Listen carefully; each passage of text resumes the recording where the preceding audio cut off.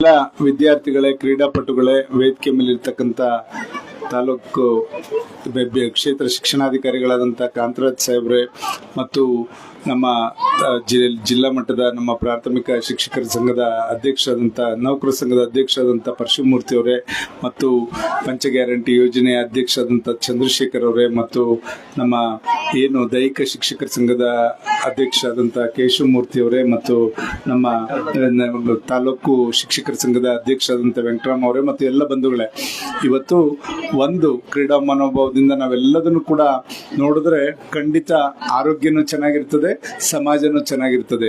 ಆದ್ರಿಂದ ಇವತ್ತು ನಾವು ತಗೊಳ್ತಕ್ಕಂಥ ಯಾವುದೇ ಸಂದರ್ಭ ಇರ್ಬೋದು, ವಿಷಯಗಳಿರ್ಬೋದು, ಅದನ್ನ ನಾವು ಉದಾಹರಣೆ ಕೊಡ್ತಕ್ಕಂಥದ್ದೇ ಕ್ರೀಡಾ ಮನೋಭಾವನ ಬಳಸ್ಕೊಳ್ಳಿ ಅಂತ.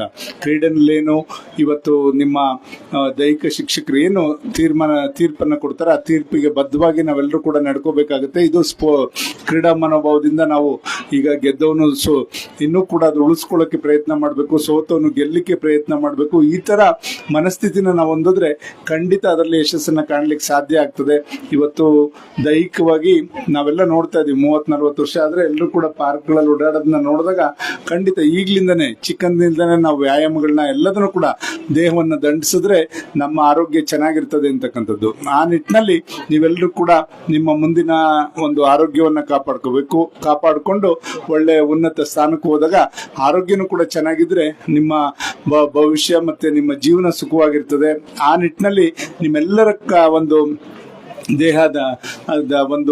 ದೇಹ ಚೆನ್ನಾಗಿರ್ಲಿ, ಆರೋಗ್ಯವಂತವಾಗಿರ್ಲಿ ಅಂತಕ್ಕಂಥದ್ದನ್ನ ಈ ಸಂದರ್ಭದಲ್ಲಿ ಆಶಿಸ್ತಾ, ಇವತ್ತೇನು ಪ್ರಾಥಮಿಕ ಮತ್ತು ಪ್ರೌಢ ಶಿಕ್ಷಣ ಸಂಘದ ಕ್ರೀಡೆ ಇಲ್ಲಿ ಆಯೋಜಿಸಿದರೆ, ಈ ಕ್ರೀಡೆನಲ್ಲಿ ತಾವೆಲ್ಲರೂ ಕೂಡ ಭಾಗವಹಿಸಿ ಅದರಲ್ಲಿ ಯಶಸ್ಸನ್ನ ಕಾಣಲಿ ಅಂತಕ್ಕಂಥದ್ದನ್ನ ಶುಭವನ್ನ ಕೋರ್ತಾ ಇಲ್ಲಿ ತಮ್ಮ ಜೊತೆ ಈ ಕಾರ್ಯಕ್ರಮವನ್ನು ಉದ್ಘಾಟನೆ ಮಾಡಿ ತಮ್ಮ ಜೊತೆ ಕೆಲವು ಮಾತನ್ನ ಹಂಚ್ಕೊಳ್ಳಿಕ್ಕೆ ಅವಕಾಶ ಮಾಡಿಕೊಟ್ಟಂತ ಸರ್ವರಿಗೂ ವಂದಿಸಿ ನನ್ನ ಮಾತು ಮುಗಿಸ್ತೇನೆ. ಜೈ ಹಿಂದ್, ಜೈ ಕರ್ನಾಟಕ.